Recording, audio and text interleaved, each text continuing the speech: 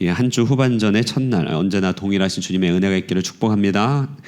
지난 5월 첫 주를 어린이 주일로 지켰었는데 그때 이제 어린아이와 같이라는 표현을 함께 묵상했었습니다. 이 천국에 들어가지 못할 것이다. 어린아이와 같지 않으면 어린이를 긍정적으로 쓸 때 하는 표현입니다.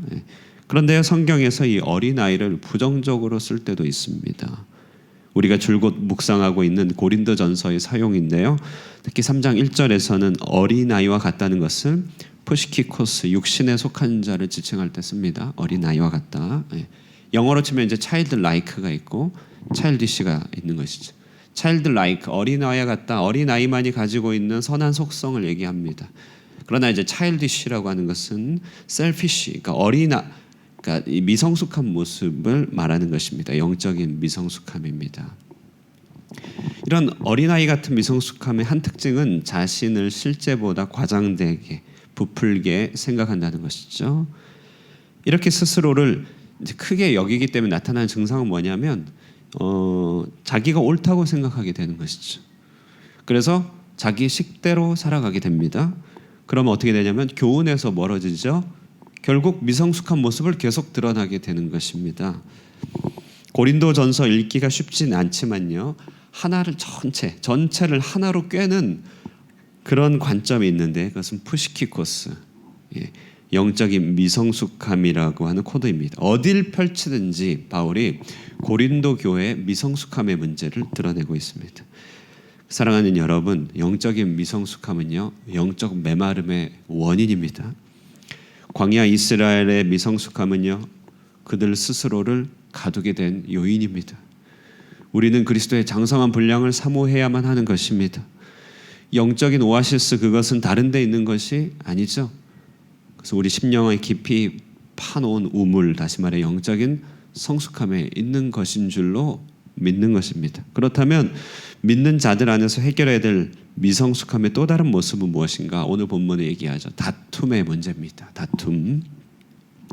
오늘 본문의 맥락을 설명하면 이런 것이죠. 고린도 교인들의 몇 가지 눈에 띄는 미성숙함의 문제들이 있었습니다. 스스로를 그들은 높이 생각했지만 바울이 보기에는 그 차일디시, 미성숙함을 여기저기 계속 흘리고 다니는 거예요. 고린도 교회가요. 바울이 보기에 그들의 미성숙함은요, 줄줄이 사탕처럼 연결되어 있습니다. 그래서 고린도전서에서 계속 보여주고 있어요. 비엔나 소세지, 세상의 소피아를 자랑하는 미성숙함, 자기 자랑의 미성숙함, 파벌의 미성숙함, 사람을 높이는 미성숙함, 급기야는 교회 안에 버젓이 자리 잡고 있는 음행의 문제, 그리고 오늘 이어지는 것이 성도 간의 법정 다툼까지 연결됩니다. 전부 다 푸시키코스의 문제죠. 본문의 배경은 간단합니다. 성도 당사자 간의 다툼이 있었어요. 그런데 교회가 이 다툼을 해결하고 싶어 하지도 않았던 것이죠. 결국 소송전으로 파국이 된 것이죠. 1절 말씀입니다. 1절 한번 읽어볼까요? 1절입니다. 읽겠습니다. 시작. 너희 중에 누가 다른 이와 더불어 다툼이 있는데 구태여 불의한 자들 앞에서 고발하고 성도 앞에서 하지 아니하느냐. 다툼을 스스로 해결하지 못하는 이들의 상태, 이것이 바로 이들이 아직 가나안 땅에 이르지 못했다는 한 증거가 되는 것입니다. 여러분은 다투는 사람인가요? 우리는 다툼을 해결할 수 있는 사람인가요? 미국에 피스메이커라는 재단이 있는데요. 거기서 다툼의 경사도라고 하는 그림을 우리에게 소개합니다. 다툼의 경사도는요, 반원형의 각도기처럼 생긴 그림에다가 우리의 다툼이 어떻게 나타나는지를 보여줍니다. 이 다툼의 경사도의 한 중간에는 피스메이킹, 화평케 하는 방법이 나옵니다. 예를 들면은 중재, 화해, 그리고 권위의 개입, 이렇게 피스메이킹의 방법이 나옵니다. 다툼의 경사도 왼편에는 소극적 다툼의 모습이 나옵니다. 소극적으로 다투는 건 어떻게 드러나냐면 회피도 다툼의 일종이죠. 회피, 우울, 자살, 이렇게 이제 소극적 다툼의 극단은 자살입니다. 이 경사대의 우측면에는 적극적인 다툼이 나오는데 분노, 폭력, 소송, 극단적인 게 소송이라고 하는 거예요. 다툼의 극단이 소송이에요.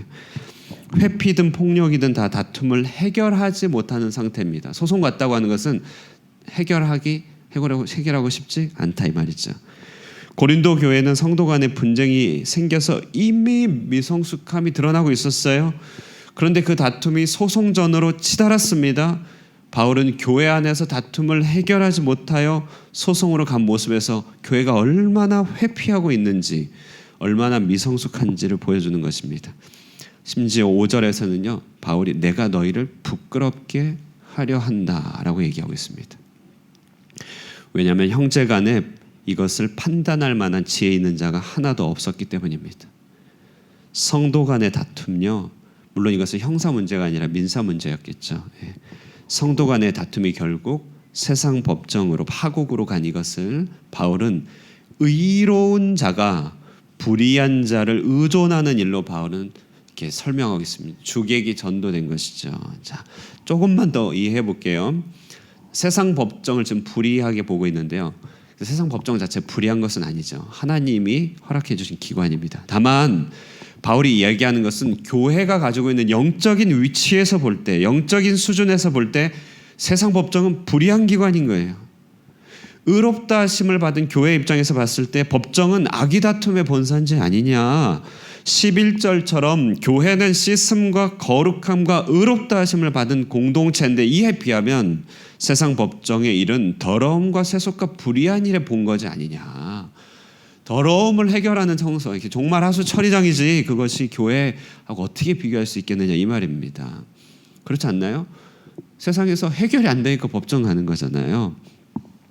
그래서 본문을요, 우리가 약방의 감초처럼 조금 씹어서 단맛을 본다면요, 오늘 본문에 불의라고 하는 단어가 반복해서 나오는 것을 알 수 있습니다. 1절부터 나오죠. 불의한 세상과 대비되는 교회의 위치. 그러니까 계속 불의라고 하는 단어가 나와요. 그리고 7절을 보면 신자담의 건세와 성숙을 위하여는 차라리 불의를 당하는 것이 낫지 아니하냐. 9절에서는 하나님 나라를 결코 유업으로 받지 못하는 불의함이 있다. 오늘 읽은 이 본문에서 핵심 키워드는 불의예요. 의로움과 불의를 대비하고 고린도 교회의 모습을 불의하다고 지금 책망하고 세상 법정은 교회에 비하면 불의하다. 이렇게 의로움과 불의를 계속 비교하면서 이런 것들을 알면 이제 성경이 풀리게 되는 이 약방의 감초 같은 단맛이 있는 것이죠. 특히 보십시오. 우리는 이 다툼의 문제를 그렇게 심각하지 않은 경향이 있습니다. 우리는요, 내 문제니까. 그런데요, 도덕적인 문제는 굉장히 비난하지만 다툼의 문제는 심각하게 보지 않지만 9절을 보시면요, 다툼과 동격이 되는 여러 불의들을 쫙 나열하고 있습니다. 음행, 우상 숭배, 간음, 탐색, 남색, 그 동성연애죠. 도적, 탐욕, 술 취함, 모욕, 속여 빼앗음, 이 모든 것이 불의의 카테고리에 있는 것이에요. 그러므로 고린도 교회 안에서 불의를 불의로 맞받아친 이 일이 불의다. 이것을 얘기합니다. 불의함을 불의로 맞받아치다니 이렇게 얘기하고 있는 것이죠. 이 같은 선상입니다. 바울은 늘 그렇게 얘기해요. 로마서에서도 또 얘기합니다. 이 다툼의 문제와 음행의 문제를 동일 선상에서 얘기하고 있습니다. 사랑하는 여러분, 주님이 보시는 교회는요, 우리가 생각하는 것보다 훨씬 더 고상한 것입니다. 훨씬 대단한 것입니다. 주님이 우리에게 기대하시는 수준은 예수님 자신만큼이에요. 우리가 그 따라가지 못하여 항상 겸손한 위치에 있을 뿐이겠지만 그래도 우리가 알아야 될 것은 교회와 신자됨의 권세와 수준은 서초동에 있는 법원 위에 있다는 사실을 우리가 기억해야 됩니다.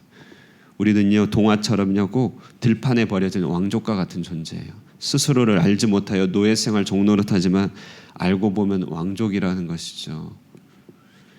2절에서 성도가 세상을 판단할 것을 너희가 알지 못하느냐. 3절에 우리가 천사를 판단할 것을 너희가 알지 못하느냐. 우리의 수준이요, 하늘에 있어서 천사조차도 우리 수준 아래에 있음을 얘기하고 있습니다. 천사도 흠모하겠네. 이 정도로 교회의 파워와 교회의 권세와 교회의 수준이 고상함이 나타나고 있는데 이것에 대해서 생각하지 않고 당장의 문제 해결을 위하여 다투고 세상 법정에 가는 고린도 교인들의 자기 자랑이 얼마나 차일디시 푸시키코스냐 얘기하고 있습니다. 바울의 요지는 아주 간단한데요, 어른은 어린이와 싸우는 것이 아니다, 이것을 얘기하고 있습니다. 이제 바울은 삶에서 입증된 원리 한 가지를 말해줍니다. 7절입니다. 7절. 차라리 불의를 당하는 것이 낫지 아니하냐. 차라리 불의를 당하는 것이 낫지 아니하냐. 성도 간의 싸움이 있었어요. 세상과의 민사소송에 있어서는 지혜가 필요하겠죠. 그러니까 성도 간에 있어서 얘기하는 것입니다. 앞서서 미성숙함은 영적 메마름의 원인이라고 말씀드렸습니다. 저 스스로에게 적용해보면 이래요. 목회나 사역이나 개인의 문제에 있어서 불행을 타개할 수 있는 유일한 해법은 성숙하는 길밖에 없습니다. 다른 길이 없어요. 성숙하는 길밖에 없습니다. 자, 그렇다면 성숙이라는 것이 무엇입니까? 다툼을 이어가느니 차라리 불의를 당하는 것이 낫지 않냐. 조금 더 구체적으로 말씀드리면 4장 9절, 우리 지난번에 본 말씀인데요. 4장 9절부터 있는 바울의 자기소개를 한번 다시 보실까요? 4장 9절인데요. 한번 눈으로 따라 읽어주세요. 제가 읽어드릴게요. 4장 9절. 내가 생각하건대 하나님이 사도인 우리를 죽이기로 작정된 자같이 끄트머리에 두셨음에 우리는 세계 곧 천사와 사람에게 구경거리가 되었노라. 우리는 그리스도 안에서 어리석으나 너희는 그리스도 안에서 지혜롭고 우리는 약하나 너희는 강하고 너희는 존귀하나 우리는 비천하여 바로 이 시각까지 우리가 줄이고 목마르고 헐벗고 매맞으며 정처가 없고 또 수고하여 친히 손으로 일을 하며 모욕을 당한즉 축복하고 박해를 받은즉 참고 비방을 받은즉 권면하니 우리가 지금까지 세상의 더러운 것과 만물의 찌꺼기 같이 되었도다. 여기 바울이 스스로 택한 형편을 보십시오. 약함, 비천, 주림, 목마름, 헐벗음, 매맞음, 정처 없음, 수고, 모욕, 박해, 비방, 전부 우리가 피하고 싶어하는 모든 것을 다 그가 선택했습니다. 결국 이 요소들은 우리로 다투게 하는 일들이잖아요. 모욕 조금 당하면 우리 발끈하잖아요. 정처 없으면 서러워집니다. 목마르고 비천하면 원망합니다. 박해가 있으면요 피하고 두려워합니다. 비방하면 같이 싸우는 것이죠. 이게 보통 우리의 모습이라는 것입니다. 그러나 바울은 이 모든 것들이 하나같이 다 성숙을 위한 영적인 스펙이 된 것이 불타지 않는 공적이 된 것입니다. 예수님의 십자가는요 단일한 하나의 상징이 아니죠. 다 이 십자가잖아요. 불의한 자를 의로운 자가 대신하시는 모습입니다. 왜요? 대신하려고, 한 영혼이라도 건지려고.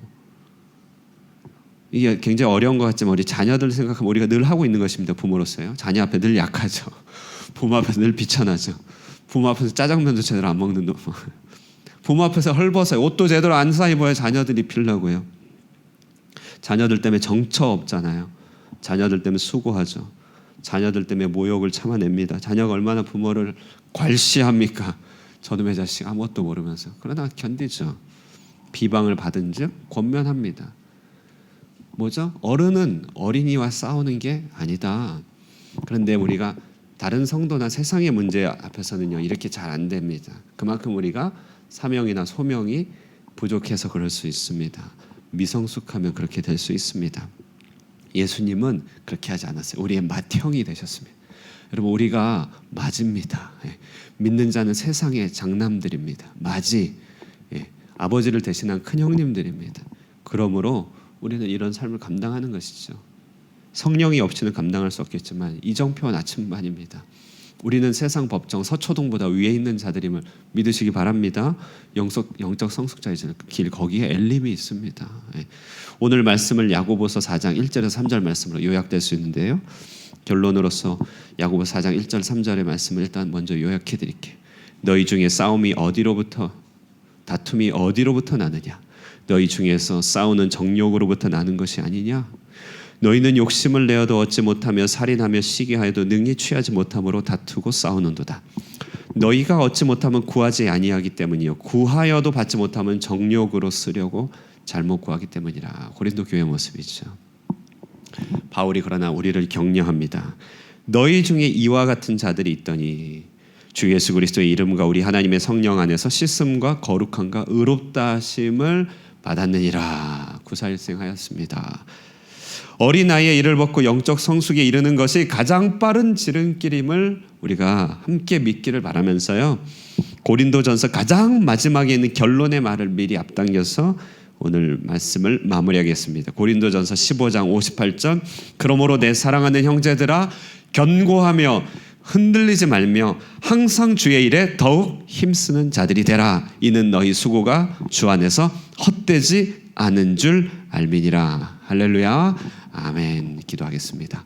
사랑하는 하나님 아버지, 고린도 교회를 통하여 우리 속에 잔존해 있는 미성숙의 모습을 바라봅니다. 푸시키코스, 육신에 속한 자의 모습을 여전히 벗고 있지 못하오나, 그러나 주님, 타산지석 반면교사가 되어 저들의 모습 가운데 거울로 우리 자신을 바라보며 우리의 더러운 것들을 씻어내고 하나님 앞에 바로 서길 원합니다. 우리 안에도 여전히 이런 다투는 정욕이 있음을 고백합니다. 우리는 바울의 길을 걷기를 회피하며 우리는 그것을 또한 피하여 살아갑니다. 그러나 주님, 십자가의 길, 사랑 때문에 선택한 그 길이 영적인 성숙한 길이며 엘림의 길이며 하나님의 그 생수가 흐르는 길임을 기억하게 하여 주셔서 우리로 담대하게 사랑의 길, 십자가의 길을 선택하며 걷게 하여 주시옵소서. 그러므로 우리가 흔들리지 말고 견고하고 항상 주의 일에 더욱 힘쓰는 자들이 되어 헛되지 않는 이 뿌림이 아름다운 열매로 거두어질 것을 바라보게 하여 주시옵소서. 오늘도 힘들고 어려운 일들 많이 있습니다. 견디고 피하고 싶은 일들이 너무나 많이 있지만 주님의 말씀 의지하여서 견고하게 나아가길 원합니다.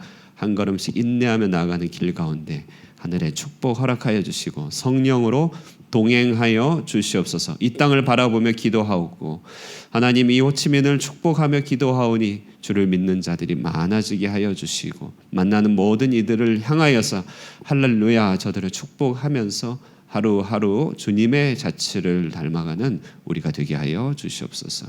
기도 가운데 함께하여 주시고 성령으로 붙들어 주시고 도와주시기를 바라고 예수님의 이름으로 기도드리옵나이다.